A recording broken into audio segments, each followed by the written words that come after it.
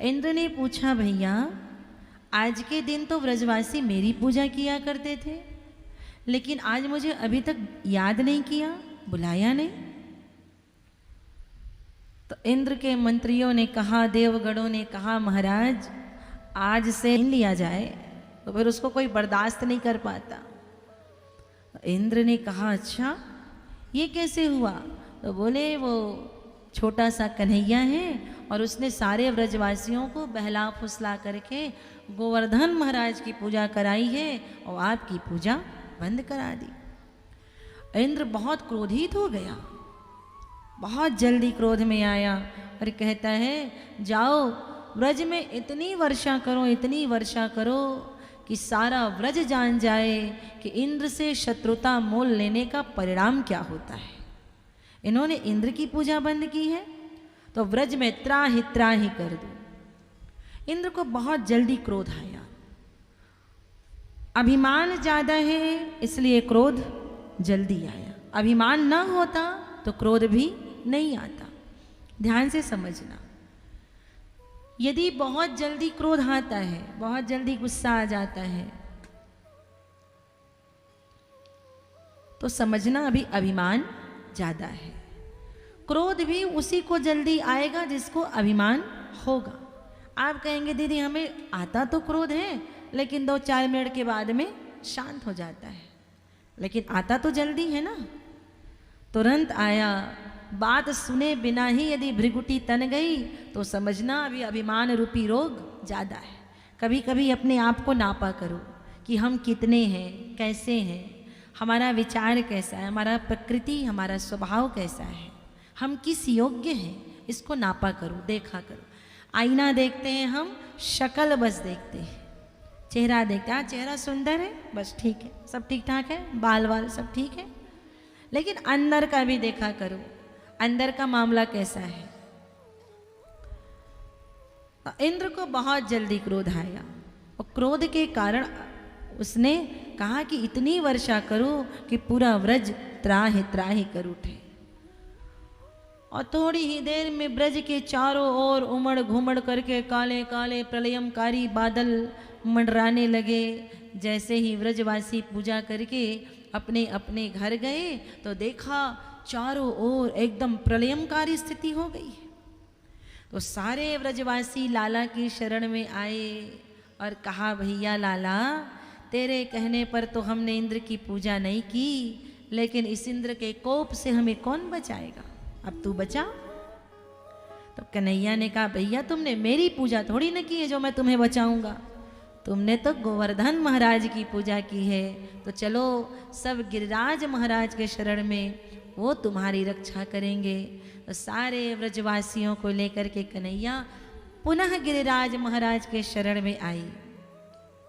तो व्रजवासियों ने पूछा, लाला भैया ये बता, एक गोवर्धन महाराज हमारी रक्षा कैसे करेंगे? तो कन्हैया ने कहा, एक गिरिराज महाराज को मैं उठा लूंगा और तुम सब उसके नीचे आ जाना, रक्षा हो गई।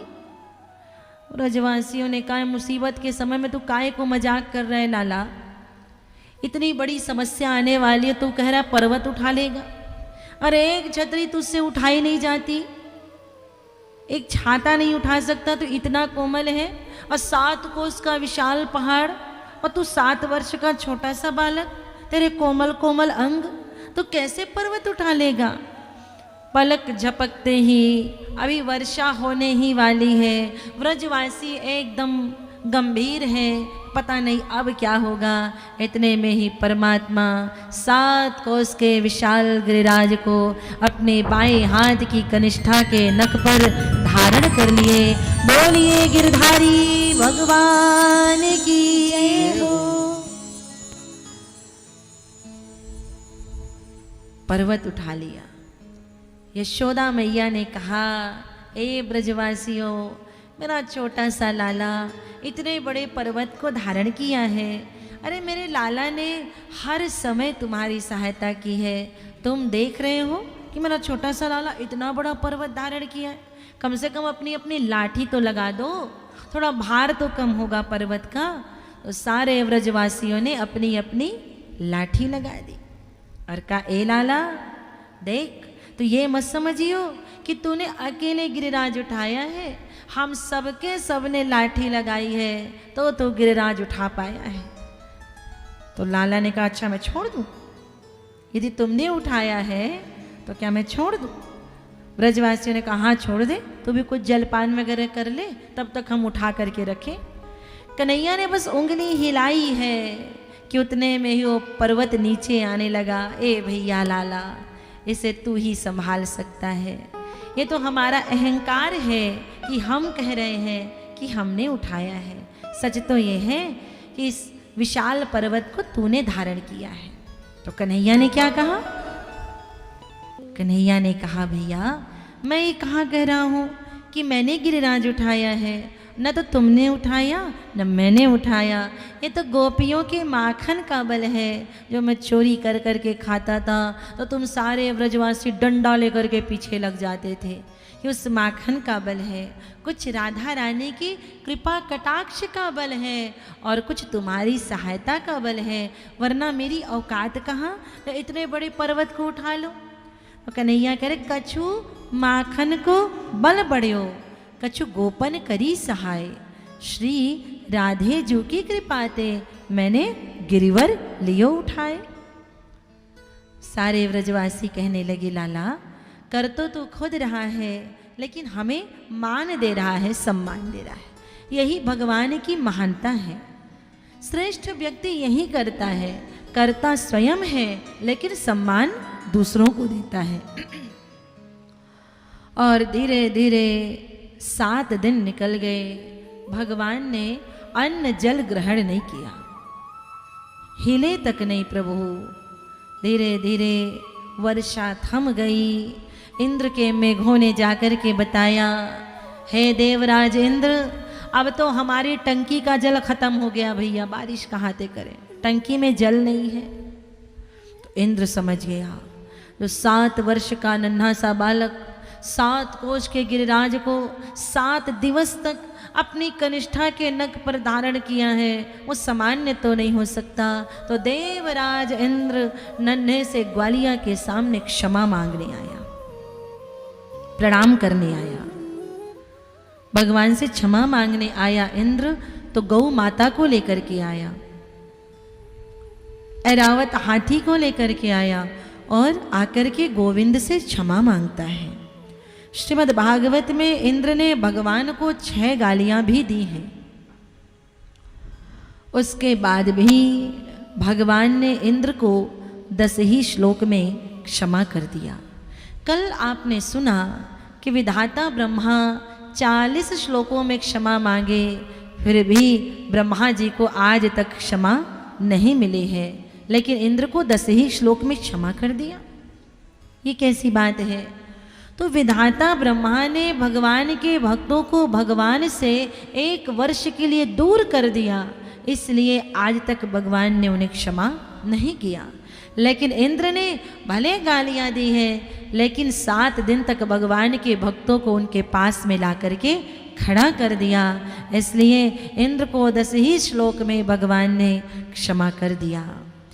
अक्सर मैं कहा करती हूँ, सारे अपराध का क्षमा है भगवान के द्वार पर, बस आपसे भक्तों का अपराध ना हो, बाकी सारे अपराध का क्षमा है, सभी अपराध का।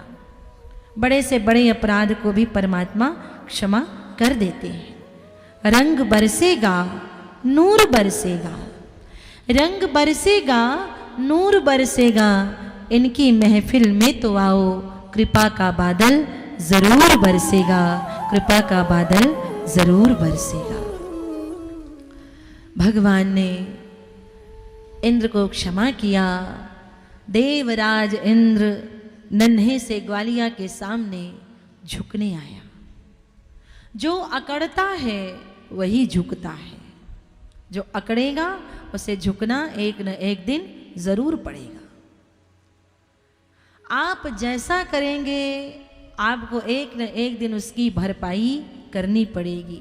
अहंकार करेंगे तो आपको उसका भी उत्तर अहंकार से मिलेगा, क्रोध करेंगे तो क्रोध से उत्तर मिलेगा। कोई हाथ पैर से किसी को प्रताड़ित करेगा, मारेगा, पिटेगा, झगड़ेगा, तो उसका उत्तर आवश्यक नहीं है कि जिसके साथ आपने बुरा बर्ताव किया है वो पलट करके उसका उत्तर दे, लेकिन परमात्मा उसका जवाब जरूर देता है, प्रकृति जवाब देती है। यदि आप श्रेष्ठ करेंगे तो आपके साथ अच्छा होगा, आप दूसरों के साथ मधुर व्यवहार रखेंगे, दूसरों का आदर करेंगे, तो ये तो कैश क्रॉप है, नगद का फसल है। आप जो फसल उगाते हैं उसमें देखा जाता ठीक से वर्षा होगी कि नहीं होगी, फिर फसल होगा, फिर कहीं कीड़े मकोड़े लग गए तो फसल में कमी आ जाएगी। लेकिन ये जो फसल है तुरंत लगाएंगे, आदर देंगे, आपको तुरंत आदर मिलेगा, मान देंगे मान मिलेगा, अपमान करेंगे अपमान होगा।